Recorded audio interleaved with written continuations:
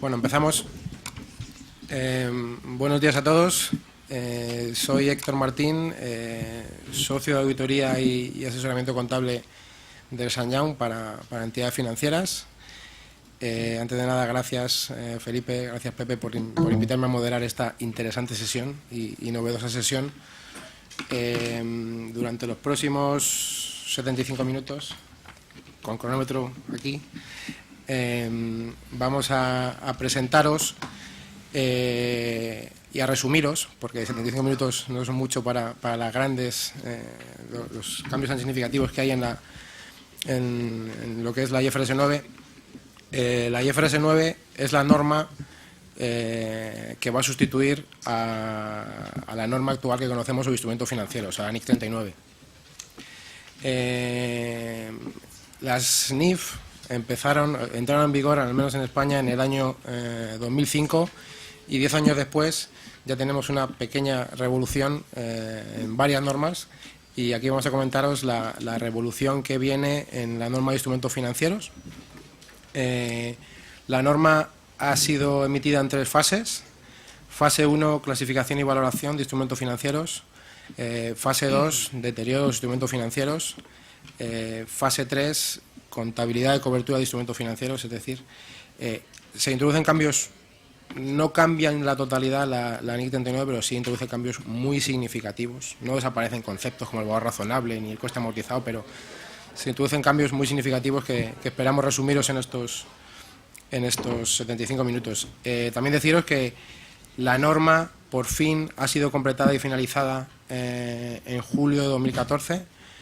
La fecha efectiva de aplicación es 1 de enero de 2018, pero todavía está pendiente de adopción por parte de la Unión Europea, ¿vale? Sin más, paso a presentaros a quien va a estar conmigo en esta sesión. A mi izquierda tengo a María Arbiti, es responsable de políticas contables de BBVA y experta en IFRS y en la norma de la que va a hablar, la fase de deterioro. También está Ricardo Sánchez, es responsable de regulación financiera y relación con supervisores en Bankinter, también conocido por mí y experto en IFRS. Y también está con nosotros Juan del Busto, del equipo de supervisión del Banco de España, inspector de entidad de crédito y habitual también en estas jornadas. Y vamos a comenzar por él. Nos va a contar los principales cambios que vienen en cuanto a la clasificación y valoración de instrumentos financieros. Juan. Muchas gracias, Héctor. Antes que nada, agradecer un año más también a Felipe la invitación. Yo voy a contar la parte de, además de la clasificación, bueno, había puesto simplemente aquí un esquema de cuál es la historia de la NIF 9. Desde 2003, que se elabora la primera versión de la NIC 39 con la modificación de 2005, hemos tenido una serie de papeles donde el IASB ha ido avanzando cuál era el tratamiento que tenía que tener los instrumentos financieros. Cuento antes que nada, el primer papel del 2008 era un discussion paper donde decía cómo tenía que tratarse los instrumentos financieros. Consideraba el IASB que el ideal contable era llevar todos los activos financieros a valor razonable. Ideal contable que suponía todos los instrumentos a valor razonable y todos los cambios de valor directamente en cuentas de pérdidas y ganancias. Es curioso esto porque intuitivamente no parece que sea lo más simple para llevar los instrumentos, la contabilización del valor razonable. ¿Por qué supone una simplificación? El IASB decía que la simplificación que suponía llevar todo a valor razonable la primera era que limitábamos carteras contables. El modelo actual tiene diferentes carteras contables, lo que supone dar criterios para ver qué va en cada cartera y criterios de valoración diferenciados para cada cartera. Si tuviéramos un único modelo con una única categoría, desde luego que es bastante más sencillo de aplicar. La siguiente simplificación suponía la transferencia entre carteras. Como no tenemos distintas carteras, no hay que elaborar ningún criterio de cuándo se puede reclasificar y de qué impacto tiene la reclasificación. Directamente teníamos una única cartera y un único criterio de valoración. La siguiente simplificación es que los deterioros a nivel de NIC 39 hay que identificarlos, hay que ver cuándo está deteriorado un activo y hay que cuantificarlos, ver cuál es el importe del deterioro.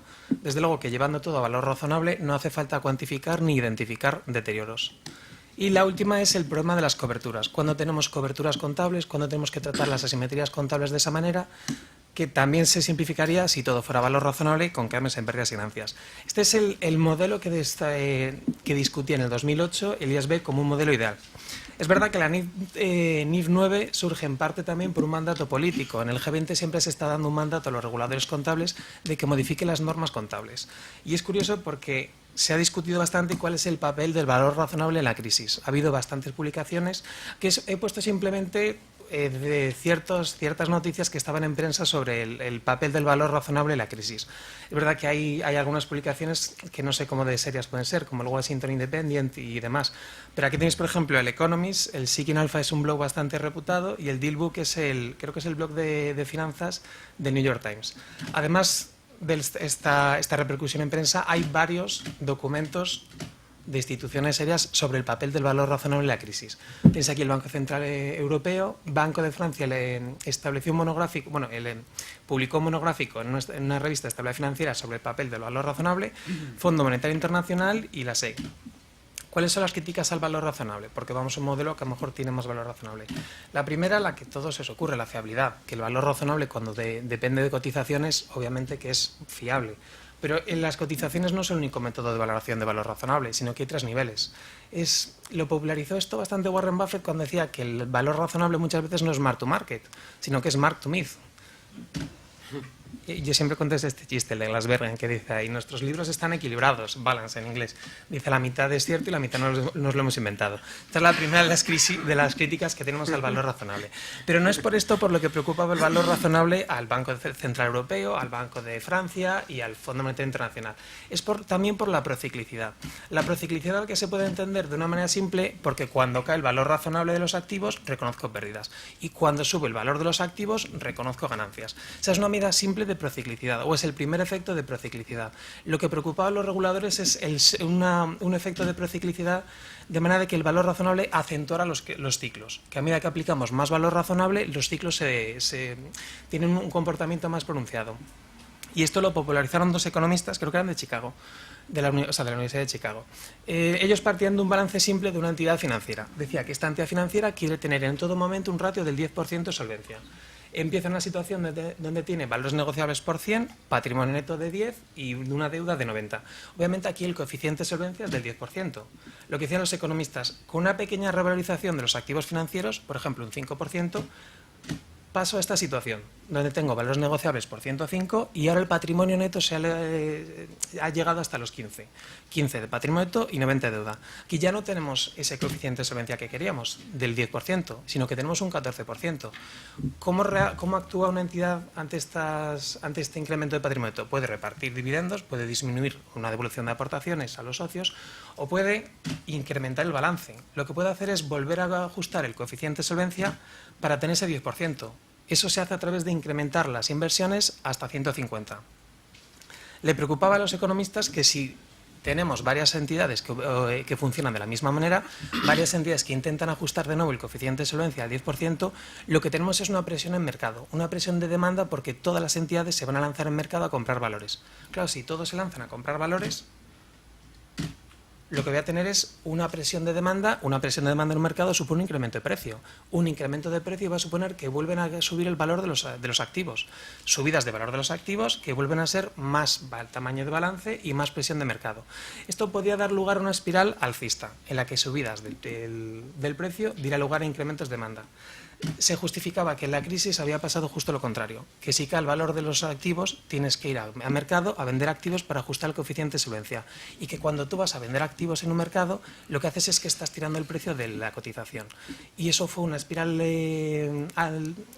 descendiente que supuso la crisis de algunas entidades financieras. Es lo que se decía cuando se estaba elaborando las normas y una crítica al valor razonable. Es verdad que aquí, además de esto está sacado de la revista Estabilidad Financiera, pero que no tiene ningún número por detrás. Simplemente han dibujado las espirales en distintos colores. Queda bien, intuitivamente es cierto. O sea, es bonito. Pero no sabemos si es cierto. Hay un estudio del regulador de valores americanos. El Congreso estadounidense, cuando escucha estas críticas del valor razonable, antes de seguir elaborando normas de valor razonable, le pide a la SEC que estudie si esto es cierto.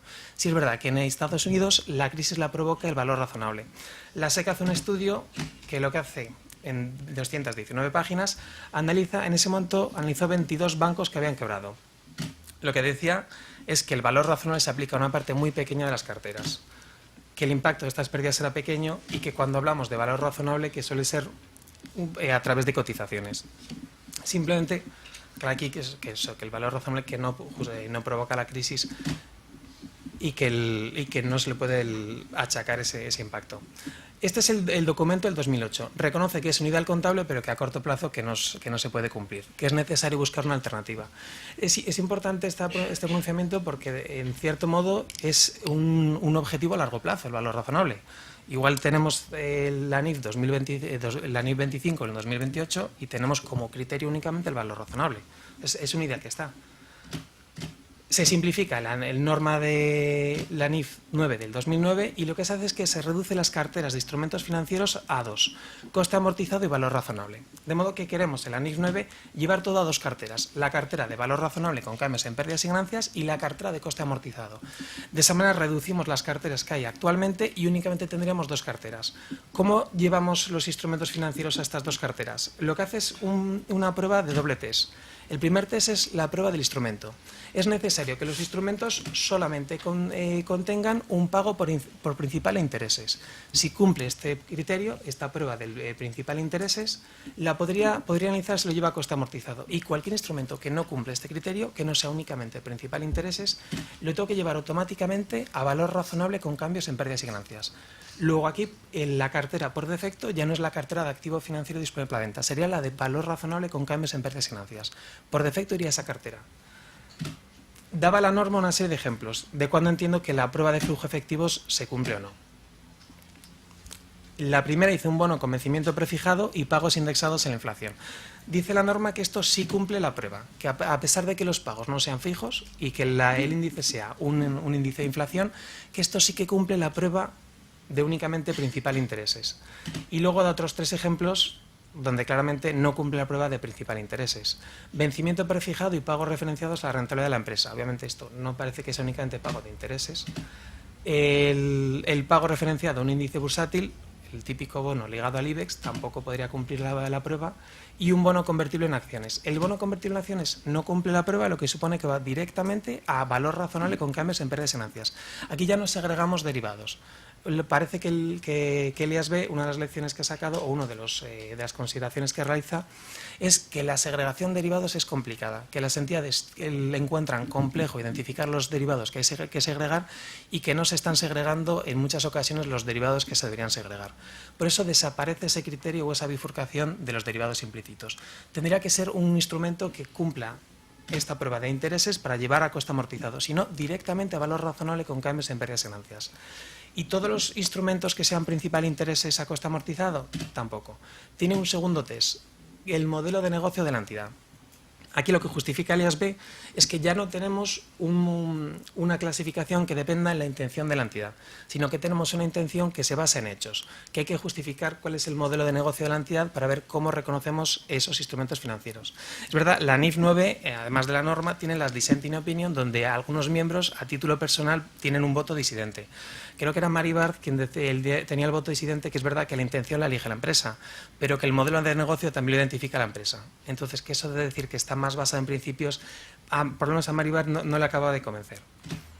De modo que si cumple esta segunda prueba, obtener flujos contractuales, lo podría llevar a coste amortizado. Y si no cumple esa prueba, me lo tendría que llevar directamente a valor razonable con cambios en pérdidas y ganancias. Por lo que parece, algunas entidades se quejaban de que a veces se tiene participaciones en empresas que a lo mejor ni siquiera llegan a tener la consideración de grupo, pero que se tienen con un carácter de estabilidad y que no se podía llevar esas participaciones directamente a valor razonable con cambios en pérdidas y ganancias. Parece que Elias B estuvo trabajando en un modelo metodológico con unos principios contables para ver cuándo podíamos reconocer instrumentos de equity en patrimonio neto. Por lo que parece, no llegó a ningún acuerdo y lo que ha establecido... bueno, lo cuento después. Y lo que ha establecido directamente es una tercera cartera adicional, que es una opción por parte de la entidad de llevar instrumentos de equity a valor razonable con cambios en patrimonio neto. Pero no hay unos principios contables detrás, es una opción de la entidad. Lo que sí que tenía, perdón, me he saltado antes, es cuando tenemos un modelo que cumple la obtención de flujos únicamente, cuando el modelo de negocio se puede reconocer como obtención únicamente de flujos de efectivo. El primer ejemplillo que tenía, dice una entidad mantiene instrumentos hasta el vencimiento y, sin embargo, tiene algunas ventas que se producen debidas a deterioros o por necesidades de financiación. Esto con la NIC 39 no está claro que nos salta las tainting rules. Dice que en el caso que sea por factores externos a la entidad, no incumple las tainting rules, pero si tú vendes por necesidades de financiación, eso incumple las tainting rules de la NIC 39 y tendrías que reclasificar. Este modelo de negocio dice la NIC 9 que sí que cumple ese ideal de recibir únicamente flujos de efectivo. Habla también, por ejemplo, de una empresa que sea originador de préstamos. Es un modelo como el de los americanos, que das préstamos para luego titulizarlos, para cederlos a un tercero. Dice que este sí que cumpliría, el segundo sí que cumpliría la prueba, se me ha ido el tic, estaría arriba, perdón, no cumplía la prueba porque no los tienes para obtener los flujos, los tienes para vender. Ese modelo no se puede reconocer a coste amortizado. Y el tercero dice, en el caso de que la sociedad que adquiere los préstamos forme parte del grupo. Si tenemos una entidad originadora que vende a otra entidad los préstamos, a nivel individual no cumple el modelo de negocio, pero a nivel consolidado sí que podría cumplir. Y en consolidado tendríamos esa diferencia. Uno lo llevaría a valor razonable con pérdidas y ganancias y otro a coste amortizado. Esta es la NIF 9 que teníamos hasta el 2009. En el 2009 se publica esta norma, de hecho algunas jurisdicciones se empiezan a aplicar la NIF 9, creo que Australia es una de ellas, y el IAS ve que entre medias se va dando cuenta de que había fricciones, de que había cosas en la norma que no se podían reconocer muy bien. En concreto hay dos grupos de presión, la banca con los activos, las tenencias de activos líquidos, que dice que no saben dónde tienen que reconocerse. Ahora mismo Basilea va a exigir activos líquidos a las entidades. Esos colchones de liquidez a efectos del ratio liquidez a corto plazo, las entidades preguntaban dónde había que reconocerlos, si a coste amortizado o si a valor razonable con cambios en pérdidas y ganancias.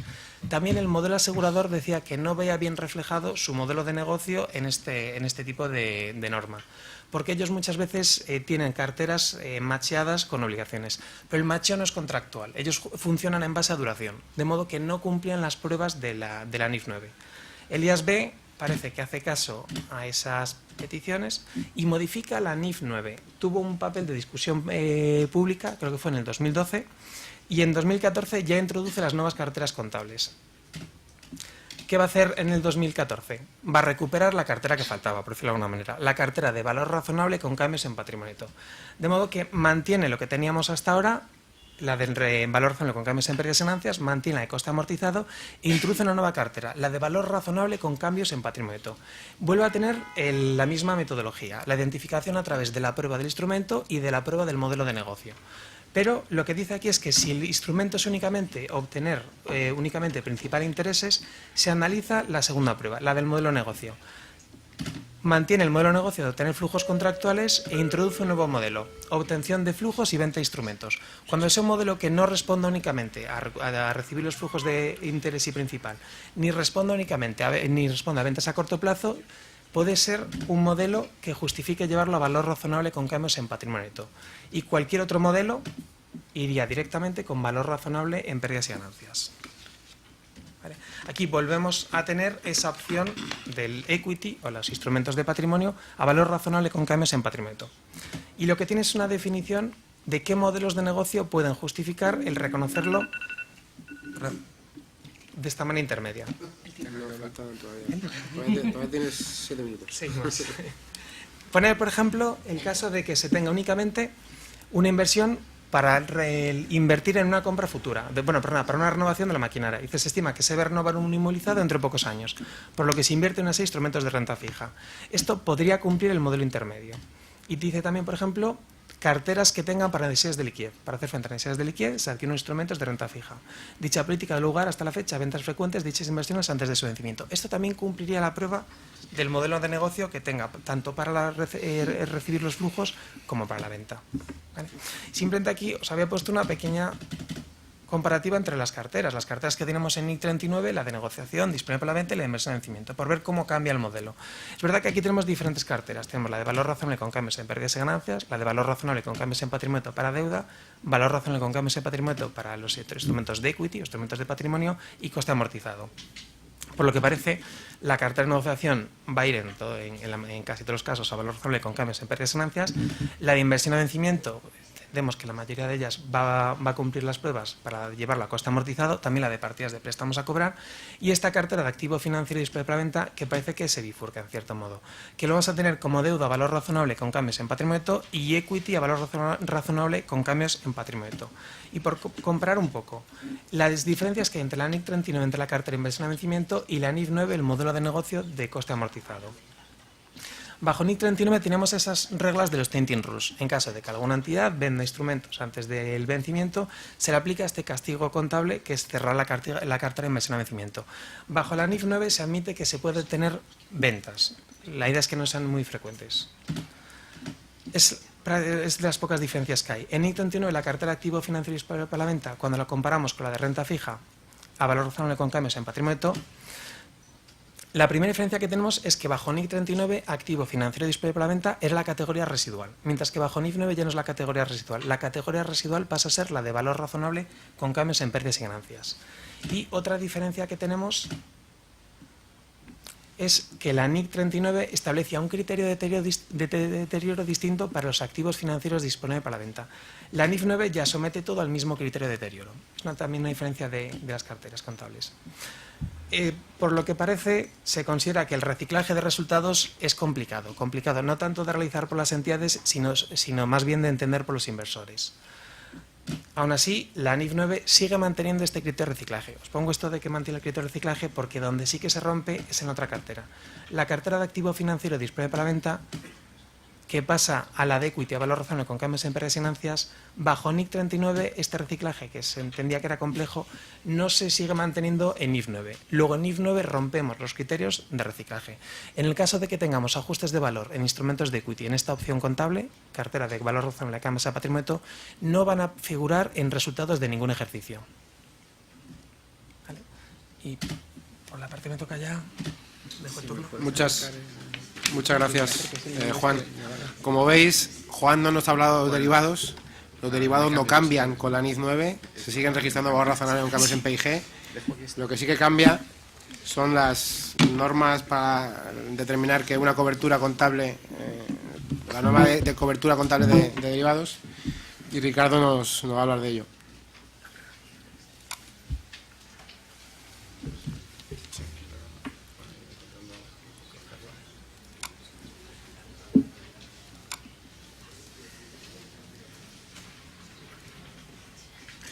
Buenos días, pues igualmente agradecido de estar aquí hoy.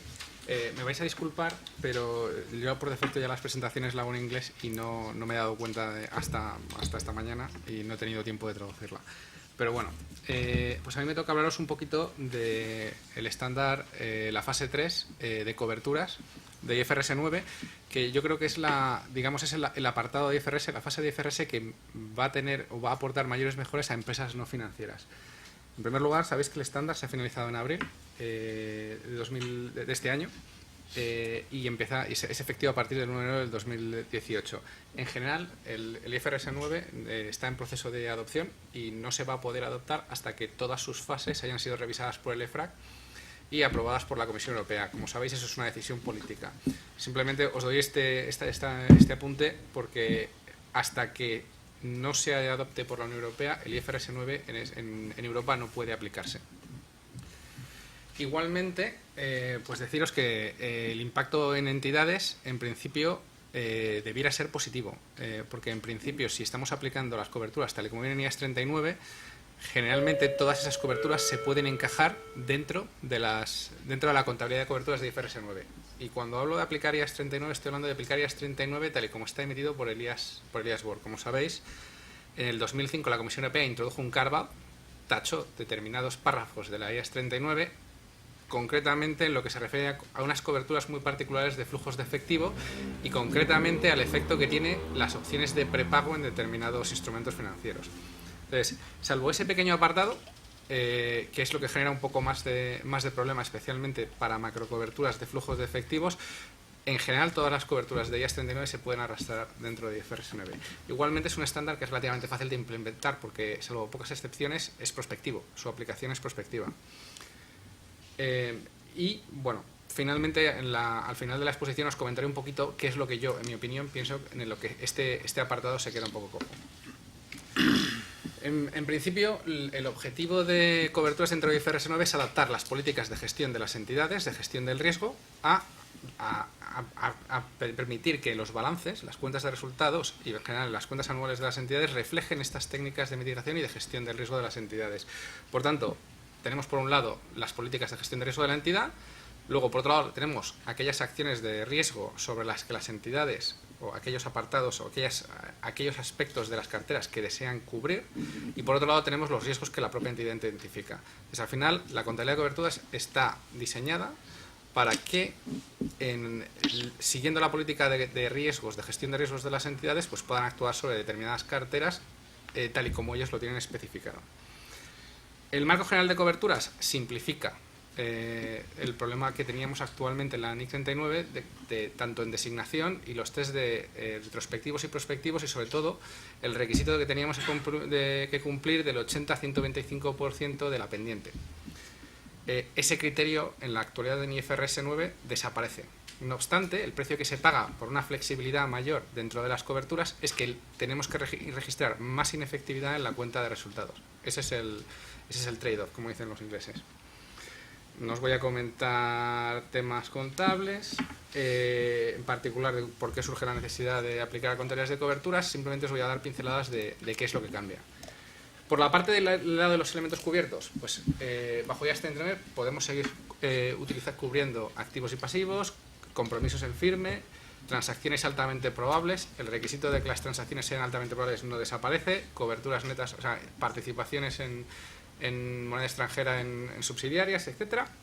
Pero además la novedad es que ahora tenemos más flexibilidad a la hora de designar componentes. Nosotros podíamos designar componentes de riesgo dentro de un elemento cubierto, pues su riesgo de tipo de interés, su riesgo de tipo de cambio, para instrumentos financieros, y para instrumentos no financieros estábamos limitados exclusivamente a tipo de cambio. Ahora no, ahora podemos, para instrumentos no financieros podemos designar cualquier componente, siempre y cuando se cumplan dos requisitos: que podamos identificar ese componente y sea separable, y que podamos medirlo con fiabilidad. Si esos dos requisitos se cumplen, no hay ningún problema. Ese riesgo podemos montar una estrategia para tratar de cubrirlo. La restricción es que tenemos que designarlo a lo razonable con cargos en pérdidas y ganancias, el instrumento cubierto. Igualmente, sobre riesgo de crédito, la IAS 39 sí que permitía hacer coberturas de riesgo de crédito. Otra cosa es que no se hicieran porque era muy difícil conseguir que una cobertura de riesgo de crédito funcione, pero no había nada que te lo impedía.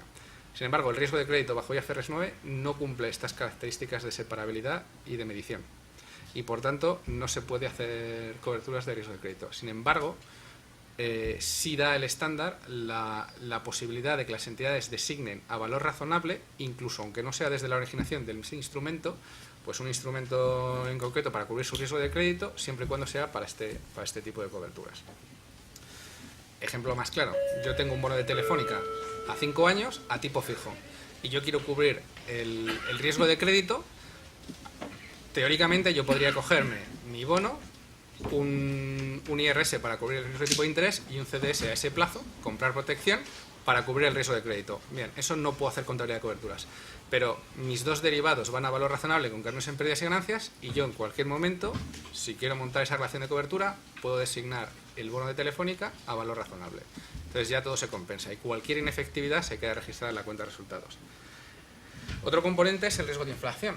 En principio, bajo la IAS 39 se puede cubrir y se puede seguir cubriendo bajo IFRS 9, pero existe la presunción de que el riesgo de inflación, si no está específicamente indicado en un contrato o hay la suficiente profundidad de mercado para medirlo, pues que no se puede medir.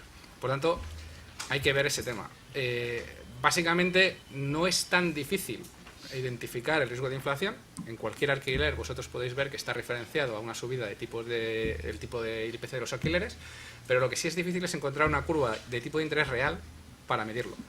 Entonces, en España no tenemos esa profundidad de mercado. El Tesoro ha hecho recientemente, por primera vez en la historia de este año, emisiones referenciadas al tipo de inflación.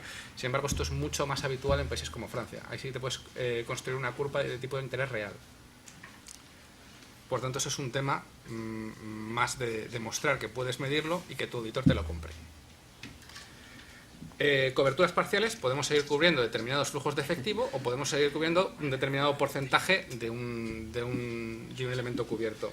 Igualmente podemos ahora cubrir capas. Podemos utilizar pues la capa, lo que llaman el bottom layer, que esto estaba bajo la IAS 39 restringido exclusivamente para coberturas de flujos de efectivo y también teniendo en cuenta el impacto que podría tener el carve-out en ellos. Y luego, por otro lado, también ahora podemos cubrir también pues las capas altas, lo que llaman los top layers. Por ejemplo, yo puedo cubrir los 10 primeros millones de compras de materias primas o los 10 últimos.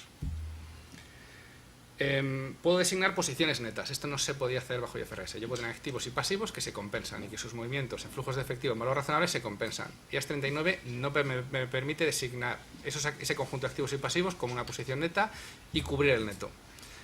Podía hacer la trampa. Si yo tengo 100 millones en activo y 50 en pasivos, yo puedo decidir cubrir solo 50 millones de pasivos, o sea, 50 millones de activo y ya tendría mi cobertura montada. El único problema que había es que si esas masas patrimoniales, esas masas de activos y pasivos cambiaban, pues yo tenía que cancelar la cobertura, descontinuar la cobertura y empezar una nueva. Bueno, pues dos novedades hay, ahora sí puedo hacerlo y además si las masas de pasivo cambian, o sea, las masas de activos y pasivos cambian, yo no tengo que romper la cobertura, sino que puedo reequilibrarla. Y ahora veremos un poquito más adelante lo que es. Igualmente puedo cubrir una posición neta que sea de cero. Activos y pasivos, activos de 100, pasivos de 100, y ahí no tengo elemento de cobertura. Tengo un elemento cubierto que asimismo es elemento de cobertura. ¿Bien? Y también puedo hacer exposiciones agregadas. Es decir, yo puedo coger una exposición de un instrumento financiero o no financiero más un derivado y designar toda esa exposición como un instrumento cubierto y cubrirlo a su vez con un derivado. Por ejemplo, yo tengo un bono emitido en dólares a tipo fijo. Entonces, yo tenía una cobertura en el pasado de tipo de cambio y tenía un cross currency que me cubría el riesgo euro-dólar. Seguidamente yo puedo designar esa exposición, ese bono y ese cross currency swap como elemento cubierto en una cobertura, entrar en un IRS y además pasarlo a tipo variable, ¿vale? Entonces, igualmente podría designar el cross currency y el IRS como instrumentos de cobertura del bono, pero la ventaja que tengo ahora es que si yo ya tenía montada esa cobertura, no tengo que deshacerla y montar otra más para hacer la cobertura de tipo de interés, sino que sobre la cobertura ya existente puedo solaparla de tipo de interés. Esa es la principal novedad. Bien, hemos hablado de lo que son los componentes que tienen que ser identificables y medibles. Identificables, pues o bien que estén contractualmente especificados o que si no, analizando la estructura de mercado, yo sea capaz de identificarlos. Y luego además tengo que ser capaz de medirlos. Bien. Riesgo de crédito, efectivamente, simplemente en dar un par de detalles más aquí, el riesgo de crédito, el IAS Board considera que no es suficientemente medible y así lo pone en el Basis for Conclusions, que aunque no es parte del estándar, sí acompaña a la norma. Pues ¿por qué? Pues porque no existe la profundidad de mercado suficiente para medir el riesgo de crédito. Existen CDS, ¿vale? Y hay CDS que se liquidan por cámara, de acuerdo. Pero también tienes ahí, bueno, primero que ese CDS está expuesto también a riesgo de crédito. La contrapartida que te lo emite, pues te da riesgo de crédito. Y aunque esté por cámara, pues las cámaras también tienen riesgo de crédito. El segundo apartado es que no son suficientemente líquidos, ni hay suficiente profundidad de mercado, ni todos los nombres tienen referencias, etcétera. Hay una exposición más adelante de IFRS 13 y en el que os van a hablar de CVA y DVA. Eso es otro estándar que en principio te dice que tienes que estimar el riesgo de crédito de tus posiciones, tu CVA y tu DVA. ¿Cómo se come que que para coberturas dudemos de la capacidad de las entidades para estimar el riesgo de crédito y sin embargo te hagamos calcular un CVA DVA? Bueno, pues esto se ha considerado en el IAS Board y la respuesta que había en su momento es: mira, el CVA DVA es el mejor estimado de la entidad del riesgo de crédito de contrapartida y el propio. Pero no deja de ser eso, un estimado, una aproximación. No es una medida exacta de riesgo de crédito.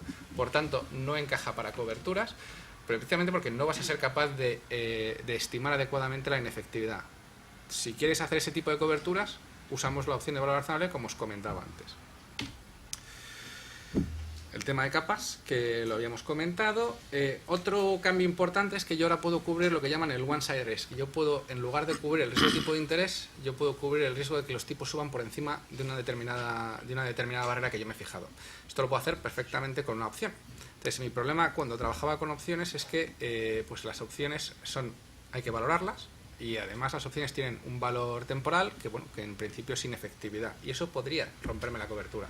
Sin embargo, la norma ha avanzado para permitirme que yo designe como elemento de cobertura solamente el valor intrínseco y me da un tratamiento un poco más favorable que ahora veremos para el valor temporal. Entonces, esto ya me permite hacer coberturas que me van a funcionar en una sola dirección. Pues, por ejemplo, quiero comprar materia prima o quiero tener ventas y yo quiero asegurarme un precio determinado objetivo tanto de compra como de venta. Pues ahora con una opción se puede hacer. Hemos hablado de posiciones netas y también hemos hablado de posiciones agregadas. Instrumentos de cobertura. El más elemental son derivados, siguen funcionando. Instrumentos internos, no podemos usar derivados internos, si bien es cierto que las entidades, pues para sus cuentas individuales, montan coberturas con derivados internos. ¿Por qué? Pues porque las entidades necesitan también gestionar su riesgo financiero a nivel individual, por determinados requerimientos legales. O sea, las causas de disolución de una compañía se hacen a nivel individual por sus resultados. Entonces, bueno, pues eso es un riesgo que hay que gestionar. En el consolidado, los derivados internos son transacciones intragrupos, se eliminan. Nada te impide que tú tengas a nivel de grupo externalizados derivados para mantener esa cobertura. Riesgo de tipo de cambio, para activos no financieros yo podía designar instrumentos no financieros como instrumentos de cobertura. Perdón, instrumentos no derivados, pero solamente para el tipo de cambio. Esta restricción desaparece. Ahora puedo utilizar un activo financiero no derivado siempre y cuando lo designe a valor razonable para cubrir el riesgo que quiera. Separación de componentes, pues lo hemos comentado. El valor temporal de una opción, igual que los puntos forward o el basis spread en un cross currency, pues es inefectividad. Bien, pero ahora, y esto es muy importante para empresas pues que trabajan con la industria real, yo puedo designar exclusivamente como elemento de cobertura el valor intrínseco de la opción. Y por otro lado, recibo un tratamiento preferencial preferencial para el valor temporal. En función de cómo sea mi cobertura, yo tengo la opción de considerarlo un coste de cobertura. Me tengo que fijar si esto es una cobertura para una transacción o es una cobertura que es una cobertura en un periodo determinado. En el primer caso, yo llevo el temporal a patrimonio neto y lo reclasifico a la cuenta de resultados cuando efectivamente se produce la transacción. Mientras que si la cobertura es por un periodo, pues tengo que irlo amortizando contra la cuenta de resultados en ese periodo. Pero no tengo por qué llevarme el valor razonable de golpe a mi cuenta de resultados. Y además, si en el caso primero de una transacción eso desemboca en la compra de un activo, no tengo ni siquiera que llevarme ese valor temporal a la cuenta de resultados. Lo puedo activar como un mayor coste de mi adquisición, siempre y cuando yo estime que puedo recuperar ese coste de adquisición a través de la venta. Es decir, que no esté deteriorado. Pero plantearos esto para un importador-exportador. Pues esto es primero, que cubrir con opciones le era complicado, usaba forwards, y para un banco vender una opción es mucho mejor que vender un IRS, entre otras cosas, porque cobramos prima y no hay riesgo de crédito. Y sin embargo, por ejemplo, en un IRS sí que tienes ese riesgo de crédito constante. Y además, el importador, o la empresa que está haciendo esta cobertura, tiene la posibilidad de considerar esta cobertura como un mayor coste de adquisición del elemento que va a comprar para el cual ha hecho esta cobertura. Bien, bueno, pues esto es lo que os he contado de las opciones, un poquito más en detalles. La documentación. El requisito de una designación formal no desaparece y hay que documentar la cobertura con todo lo que veníamos haciendo bajo la IAS 39. La novedad es la última. Ahora, precisamente, como ese requisito del 80-125% desaparece, pues yo lo que tengo que hacer es no focalizarme tanto en el test del 80-125, sino en mirar primero que se cumplen los objetivos de efectividad, que ahora veremos, y además en documentar por dónde me puede surgir la inefectividad y en cómo la voy a medir. Entonces, eso hay que incorporarlo en las documentaciones de cobertura. Los test de efectividad, pues todos estamos familiarizados con los test retrospectivos y prospectivos y del 125. Esa barrera desaparece ahora. Ahora mis requisitos son los que tenéis abajo. En principio yo tengo que determinar un hedge ratio, es decir, yo tengo que ver cuánta cantidad de elemento de cobertura, para entendernos, necesito para cubrir el elemento cubierto. Y eso tiene que estar alineado con mi política de gestión de riesgos. No puedo hacer cherry picking. Otro problema es cómo estos caballeros van a auditar que realmente estamos cumpliendo con esa condición. Pero bueno, eso es un tema de principios contables y estrategia de cobertura.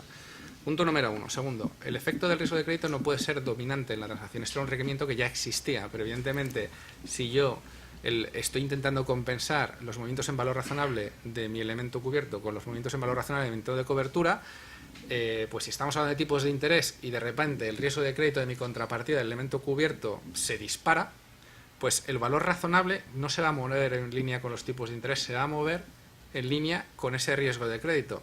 Y evidentemente, bueno, pues eso, ahí habría un tema no, oye, este instrumento se mueve por riesgo de crédito, no por tipo de interés. Esto ocurre con derivados no colateralizados, sobre todo. No tenemos los bancos entre nosotros, tenemos lo que llamamos Credit Support Agreements o el anexo 3 del CEMOG, por el cual, en función de las exposiciones derivadas que tenemos unos con otros, nos ponemos colateral. Pero eso no es habitual que se haga con empresas, ni con particulares. Ni siquiera con fondos de inversión. En fondos de inversión hasta hace muy poco no ponían colateral por las exposiciones que tenían derivados. Ahora sí están empezando a ponerlas. Esto, en principio, con EMIR, y también se va a hablar eso de hoy, o sea que estamos de suerte, pues estos derivados los vamos a pasar a través de cámaras en muchas situaciones. Entonces, si esto ocurre, pues evidentemente ya tenemos una mayor garantía que va a apantallar ese riesgo de crédito. Esa es otra novedad importante. El IFRS 9 incluye una exención en caso de que, por efecto de regulaciones locales, como es la EMIR, tengamos que cambiar la contrapartida de derivado. Esto, bajo IAS 39, nos obligaría a directamente romper la cobertura y empezar una nueva, porque has cambiado algo tan importante como es quién es tu contrapartida, pero bueno, pues esa opción, digamos, esa exención está ya contemplada en IFRS 9. Y por otro lado, y esto es de lógica, tiene que haber una relación económica entre el elemento cubierto y el elemento de cobertura. Tienen que estar inversamente correlacionados. Si yo estoy cubriendo tipo de interés, mi elemento cubierto tiene que también, mi elemento de cobertura tiene que moverse también en relación al tipo de interés, pero en sentido opuesto, para que realmente me cubra. No hay una, en la norma no especifica claramente una forma de medir cómo se va a analizar esta relación económica. El Critical Alter Match vale perfectamente y podemos hacer análisis de sensibilidad, podemos mirar datos históricas, incluso podemos hacer test cuantitativos. Eso nada nos lo impide, y lo que va a determinarlo pues sea la complejidad de establecer esa relación económica. Lo que sí desaparece es el test retrospectivo. Nosotros vamos a tener que probar que esa relación económica existe periódicamente, pero no tenemos que medir que ha sido efectiva durante todo ese tiempo, que ha estado entre el 80 y el 125. Lo que pasa es que lo que sí necesitamos hacer es medir la inefectividad.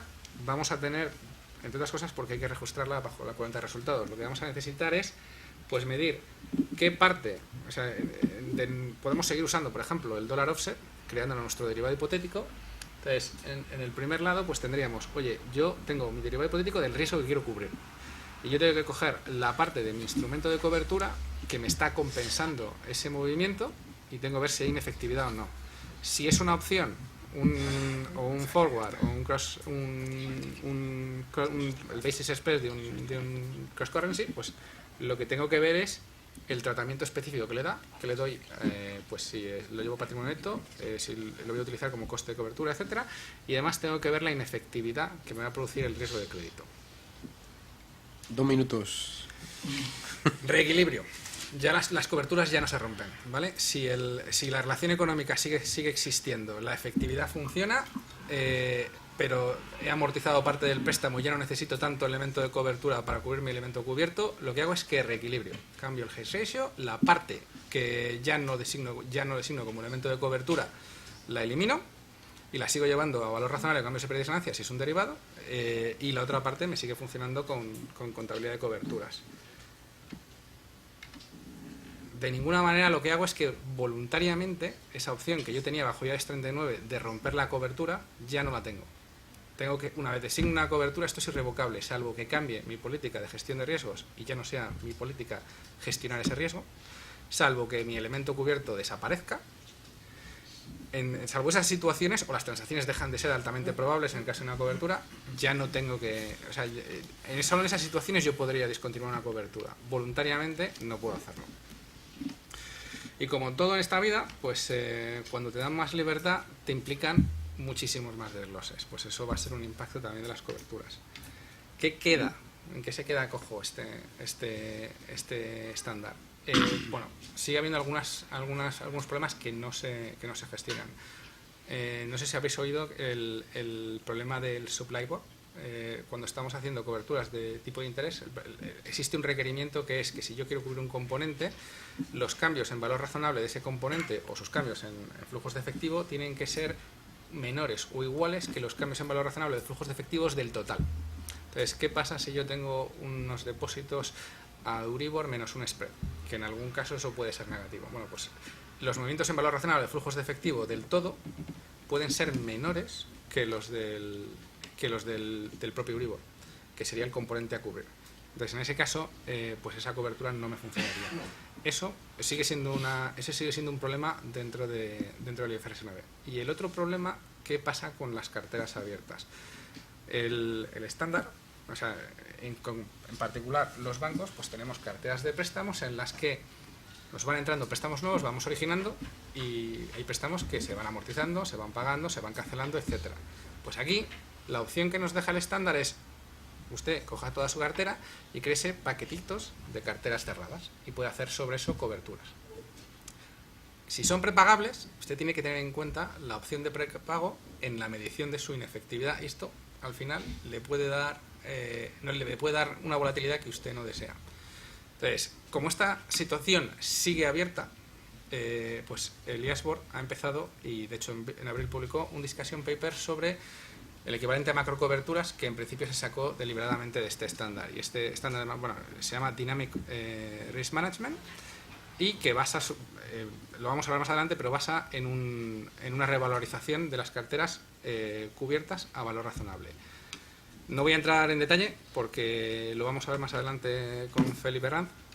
Sí os diré que en este caso este discussion paper no soluciona los problemas que nosotros esperábamos aquí y en particular a los bancos pues tenemos una visión bastante particular sobre este discussion paper en concreto. Y de hecho pues hemos enviado tanto a nivel europeo como a nivel de la banca española pues comentarios al IASBOR sobre este discussion paper. Y yo creo que, pero bueno, esto es un apartado que podemos ver cuando hablemos de macrocoberturas más adelante.